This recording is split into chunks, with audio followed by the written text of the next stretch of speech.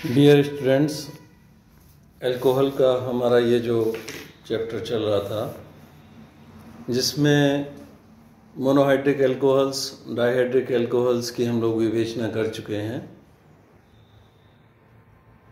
Dihydric alcohols के पिछले video में मैंने ग्लाइकोल के बारे में डिस्कस किया था। अब हमारा तीसरा इसमें जो पोर्शन है वो ट्राइहाइड्रिक अल्कोहल का है। ट्राइहाइड्रिक अल्कोहल में रिप्रेजेंटेटिव कंपाउंड के रूप में हम लोग ग्लिसरॉल को स्टडी करेंगे।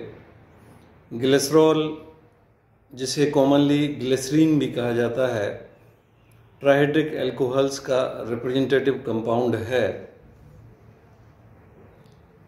इसको हम लोग डिफाइन करते हैं ट्राइहाइड्रिक अल्कोहल्स को कि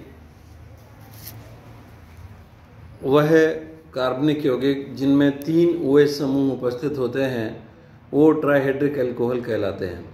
डेफिनेटली ये तीनों OH समूह 3 अलग अलग कार्बन परमाणुओं पर उपस्थित होंगे। और ग्लिसरॉल की अगर हम बात करें तो इसमें 1, 2, 3 पोजीशन पर 3 OH समूह उपस्थित होते हैं।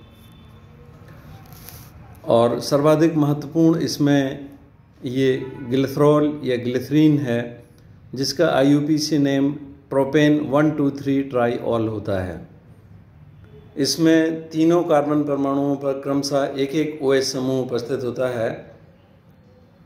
और ये जो कंपाउंड है ये कई पॉइंट ऑफ व्यू से बहुत इम्पोर्टेंट है। अब इसका प्राप्ति स्थान हम देखते हैं। प्रकृति में यह उच्चतर वसा अम्लों के ग्लिसरॉल ट्राई एस्टर के रूप में पाया जाता है। तो higher fatty acids C15, C16, C17 वाले उच्चतर वसा अम्ल जो होते हैं उनके एस्टर के रूप में हैं, ट्राई एस्टर के रूप में हैं। ये ग्लिसरॉल नेचर में पाया जाता है। ट्राई स्टीयरिन या ट्राई पामिटिन जो हैं वो इसके उदाहरण हैं। यहाँ पर हम देख सकते हैं कि सबसे पहले हम देखें ग्लिसरॉल का जो स्ट्रक्चर है वो प्रोपेन 1, 2, 3 ट्राईऑल के रूप में यहाँ पर दिखाया गया है।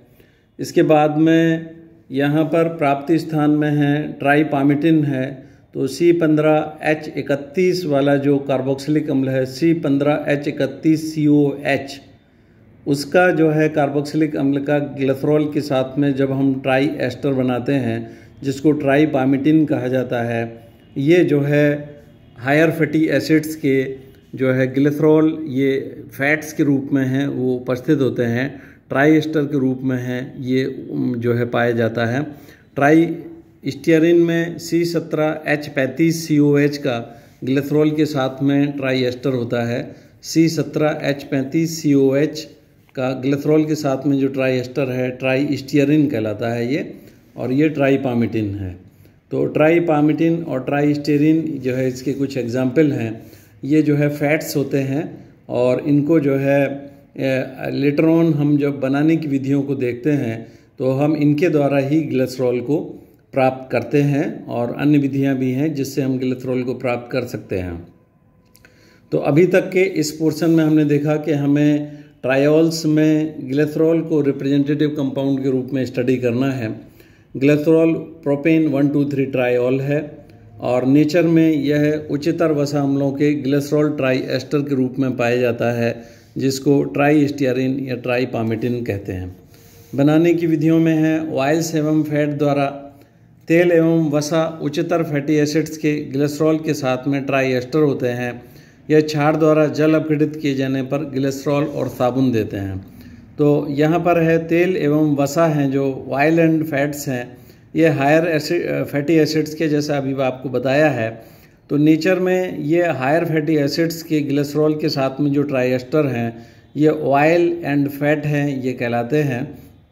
और इसका जो है अगर हम जब क्षारीय जल अपघटन करते हैं, NaOH के साथ में जल अपघटन करते हैं, तो ग्लिसरॉल एंड सोप हमारे लिए प्राप्त होता है। तो ये जो है फैट हैं, जो है ऑयल या फैट हैं, जो NaOH के साथ में जल अपघटन, क्षारीय जल अपघटन किए जाने पर ग्लिसरॉल और सोप देते हैं। तो ये जो है इस प्रकार से ये जो है ग्लिसरॉल को प्राप्त करने की एक विधि है। अब क्रिया की समाप्ति के बाद अब देखिए इसमें बहुत इम्पोर्टेंट प्रोडक्ट दोनों ही हमारे लिए प्राप्त हो रहे हैं। ये तो ग्लिसरॉल है और ये साबुन है। साबुन जैसा कि हम जानते हैं सोप हैं, ये हायर फैटी एसिड्स के सोडियम या पोटेशियम सॉल्ट्स होते हैं जो कि क्लीनिंग के पर्पज़ में जो है यूज किए जाते हैं। तो हमें वास्तव में तो हम इस अपक्रिया के द्वारा सोप की सिंथेसिस करते हैं और जो ग्लिसरॉल है वो हमें बाई प्रोडक्ट के रूप में प्राप्त होता है। तो सोप बनाने में जो ग्लिसरॉल है वो बाई प्रोडक्ट के रूप में प्राप्त होता है। अब इसको हम कैसे पृथक करेंगे? अपक्रिया समाप्त के बाद साबुन का अवक्षेपण NaCl डालकर किया जाता है। तो NaCl जब हम डालते हैं, इसमें सोडियम क्लोराइड डालते हैं, नमक का विलयन डालते हैं, तो ये साबुन है, ये अवक्षेपित होकर के सोप है, ये प्रेसिपिटेट के रूप में हमें प्राप्त हो जाता है। साबुन को पृथक करने के बाद बचा हुआ जो फिल्ट्रेट, अब साबुन तो अवक्षेप के रूप में ऊपर आ गया, इसमें अवक्षेपण हो गया और उसको हम छान करके अलग कर लेंगे और बचे हुए फिल्ट्रेट में जो नीचे फिल्ट्रेट बचा है स्पेंट लाई है, ये फिल्ट्रेट है, उसको एक कॉमर्शियल वर्ड है जिसको हम स्पेंट लाई कहते हैं। स्पेंट लाई है, स्पेंट लाई के अंदर है 5% ग्लिसरॉल होता है। तो स्पेंट लाई क्या होता है? ये जलीय विलयन है साबुन को पृथक करने के बाद में, जिसमें 5% तक ग्लिसरॉल होता है। इसे निर्वात में सांद्रित किया जाता है। अब इसे वैक्यूम में हम देखिए, वैक्यूम में हम क्यों सांद्रित करते हैं? क्योंकि वैक्यूम में जब हम सांद्रित करते हैं तो हाई टेम्परेचर नहीं जनरेट हो पाता है और ये कंसनट्रेट होकर के ग्लिसरॉल की जो मात्रा है उसमें बढ़ जाती है, किया जाता है तथा एनिमल चारकोल से विरंजित किया जाता है तथा रंगीन अशुद्धियों को दूर करने के लिए जानतब चारकोल है, जिसको हम एनिमल चारकोल कहते हैं, वो प्रयोग किया जाता है। इससे जो है रंगीन जो अशुद्धियाँ हैं वो पृथक हो जाती हैं।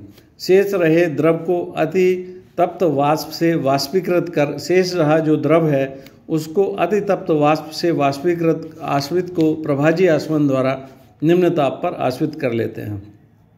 अब जो द्रव शेष रह गया है उसे सुपर हीटेड वाष्प से वाष्पीकृत कर लेते हैं और आश्रित को प्रभाजी आसवन द्वारा निम्न ताप पर है फ्रैक्शनल डिस्टिलेशन द्वारा निम्न ताप पर है वो आश्रित कर लेते हैं। इससे कि जो है देखिए निम्न ताप पर हमें क्यों आश्रित करना जरूरी है? क्योंकि अगर हम ग्लिसरॉल को उसके जो बॉइलिंग पॉइंट है वहाँ तक गर्म करते हैं और फिर वहाँ उसके द्वारा उसको पृथक करते हैं तो ग्लिसरॉल की एक ये प्रॉपर्टी होती है कि वो स्वयं अपने बॉइलिंग पॉइंट पर है। बॉइलिंग पॉइंट ज़्यादा होने की वजह से है ये अपने ही बॉइलिंग पॉइंट पर विघटित हो जाता है, अर्थात ये जो है इसका जो मॉलिक्यूल है वो डिकम्पोज हो जाता है। इसलिए इसको जो है निम्न ताप पर है वो प्रभाजी आसवन द्वारा, और निम्न ताप पर प्रभाजी आसवन द्वारा कैसे पृथक होगा? जबकि हम उसके अंदर है वो वैक्यूम है वो क्रिएट करेंगे। तो इस प्रकार से वैक्यूम डिस्टिलेशन द्वारा है वो हम इसको जो है पृथक कर लेते हैं। तो ये ग्लिसरॉल को प्राप्त करने की वन ऑफ द मेथड है और ये बहुत वाइडली यूज्ड मेथड इसलिए है क्योंकि इसमें जो है सोप है वो एक बहुत इम्पोर्टेंट प्रोडक्ट के रूप में प्राप्त होता है साबुन, और साबुन सोप इंडस्ट्री में ग्लिसरॉल है वो बाई प्रोडक्ट के रूप में सह उत्पाद के रूप में हमें प्राप्त हो जाता है। और मैंने पृथक करने की विधि बताई दी है कि साबुन को है सोडियम क्लोराइड का विलयन डाल करके हम वहाँ से उसको अलग कर लेते हैं और जो बचा हुआ शेष द्रव होता है स्पेंट लाई कहलाता है, जिसमें 5% तक ग्लिसरॉल है वो उपस्थित होता है। अब इस 5% वाले जो ग्लिसरॉल का जो विलयन है उसमें से जो है उसको कंसंट्रेट करके और प्रभाजी आसवन द्वारा निम्न ताप पर है उसको हम लोग पृथक कर लेते हैं। दूसरी जो विधि है ग्लिसरॉल को प्राप्त करने की वो शर्करा द्वारा है, किण्वन द्वारा है। हम जानते हैं कि शुगर को जब हम प्राप्त करते हैं तो शुगर को प्राप्त करने के बाद में अब देखिए यहाँ पर भी ये एक तरह से बाई प्रोडक्ट के रूप में ही प्राप्त हो रहा है। शुगर इंडस्ट्री में जो शुगर को प्राप्त करने के बाद में बचा हुआ गाढ़ा द्रव है जिसको शीरा या मोलेसिस कहते हैं, तो उसमें जो है शर्करा तो उसके अंदर है वो जो है शुगर काफ़ी मात्रा में उपस्थित होती है। तो उससे हम लोग प्राप्त करते हैं अल्कोहल। जो अल्कोहल है इथाइल अल्कोहल है, वाइन है, इसको हम प्राप्त करते हैं मोलेसिस से। तो मोलेसिस से अल्कोहल को कैसे प्राप्त करते हैं? वो हम फर्मेंटेशन द्वारा प्राप्त करते हैं। तो किण्वन द्वारा हम अल्कोहल प्राप्त कर रहे हैं। तो देखिए शुगर इंडस्ट्री में शुगर प्राप्त हो गई। उसके बाद में जो बचा हुआ गाढ़ा द्रव है उसको मोलेसिस कहते हैं। उस मोलेसिस में है वो नियरली 30% तक शुगर है, शर्करा फिर भी उपस्थित रहती है, गाढ़े द्रव के रूप में है। उस गाढ़े द्रव के फर्मेंटेशन के द्वारा एथाइल अल्कोहल या एथेनॉल या वाइन या शराब को प्राप्त किया जाता है। और उसमें एथेनॉल को किण्वन द्वारा प्राप्त करने के उपरांत भी जो बचा हुआ शेष द्रव है, जो बाई प्रोडक्ट है जिससे अल्कोहल भी प्राप्त हो गया है, उसके अंदर 3% तक ग्लिसरॉल सह उत्पाद के रूप में प्राप्त हो रहा है। तो जो है शुगर प्राप्त हुई, शुगर से के बाद में जो बचा हुआ गाढ़ा द्रव है उसके किण्वन द्वारा अल्कोहल या इथेनॉल को प्राप्त किया। उसके बाद भी जो बचा हुआ द्रव है उसमें जो है 3% ग्लिसरॉल है वो सह उत्पाद के रूप में उपस्थित होता है। और इस मात्रा को, अब देखिए 3% तो बहुत कम मात्रा है, तो इसकी मात्रा को बढ़ाने के लिए इसमें सोडियम सल्फाइड मिलाते हैं। तो सोडियम सल्फाइड मिलाने पर ये जो है सोडियम सल्फाइड जो है उसमें जो ग्लिसरॉल की मात्रा है उसको 20 से 25% तक है वो बढ़ा देता है। क्योंकि अब यहाँ पर जो उपस्थित है ईस्ट है, जो बैक्टीरिया फर्मेंटेशन के लिए उपस्थित हैं, वो शेष रही शर्करा को, उसमें शर्करा अभी भी उपस्थित होती है, वो सोडियम सल्फाइड है, वो जो है 20 से 25% तक ग्लिसरॉल में उसको कन्वर्ट कर देते हैं। अब इस बढ़ी हुई, अब देखिए 20 से 25% तक अगर ग्लिसरॉल उसमें उपस्थित है तो वो काफ़ी अधिक मात्रा में ग्लिसरॉल है। तो इस बढ़ी हुई ग्लिसरॉल की मात्रा को प्रभाजी आचमन द्वारा है, फ्रैक्शनल डिस्टिलेशन द्वारा हम उसको पृथक कर लेते हैं। तो बढ़ी हुई ग्लिसरॉल की मात्रा को है फ्रैक्शनल डिस्टिलेशन द्वारा अलग कर लेते हैं। तो हम देख लें यहाँ पर है C12H22O11, ये शुगर का जो है फार्मूला है। C12H22O11 is the formula of sugar, cane sugar या सुक्रोज। इसमें जो पहले विलयन था मोलेसिस, उसमें ईस्ट के द्वारा है, जलीय विलयन में ग्लूकोज प्राप्त हुआ और जो है हमारे लिए अल्कोहल पृथक हो गया। अब इसी में हमने सोडियम सल्फाइड का विलयन डाला तो ये ग्लूकोज को कन्वर्ट कर रहा है ग्लिसरॉल में है, ईस्ट के द्वारा है। सोडियम सल्फाइड ईस्ट के भोजन के रूप में काम में आता है और यहाँ पर ये इसको ग्लूकोज को है वो ग्लिसरॉल में है वो कन्वर्ट कर देता है। तो इस प्रकार से जो है ईस्ट की मात्रा बढ़ जाती है सोडियम सल्फाइड के डालने पर और ये जो है ग्लूकोज को है वो ग्लिसरॉल में कन्वर्ट कर देता है। तो ये जो है इसका जो प्रोसेस है इसके द्वारा है वो जो है शर्करा के द्वारा है। शर्करा की जो शुगर इंडस्ट्री है, शुगर इंडस्ट्री में बाई प्रोडक्ट के रूप में एथिल अल्कोहल प्राप्त हो रहा है और हमारे लिए एक और बहुत इंपॉर्टेंट कंपाउंड ग्लिसरॉल है या ग्लिसरीन है वो भी हमें प्राप्त हो रहा है। तो ये इंपॉर्टेंट इंडस्ट्रियल मेथड्स हैं ग्लिसरॉल को बनाने की।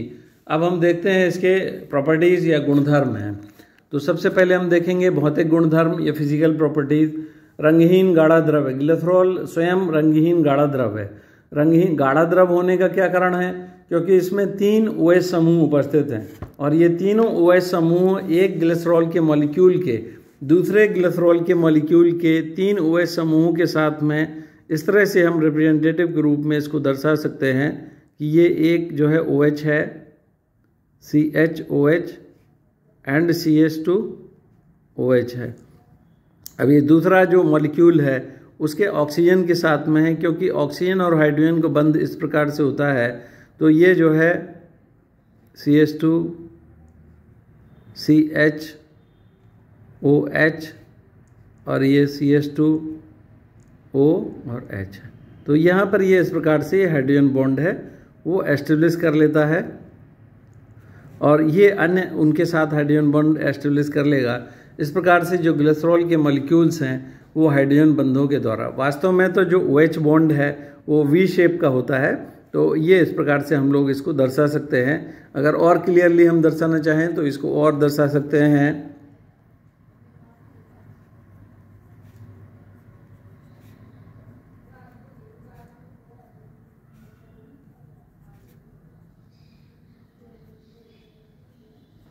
ये इस प्रकार से है। तो अब जो एक जो है इसका ऑक्सीजन है वो दूसरा इसके साथ में जुड़ जाएगा और ये जो हाइड्रोजन है ये हाइड्रोजन इसके साथ में जुड़ जाएगा, ऑक्सीजन और ये CH2। इसी प्रकार के अन्य के साथ में है CH,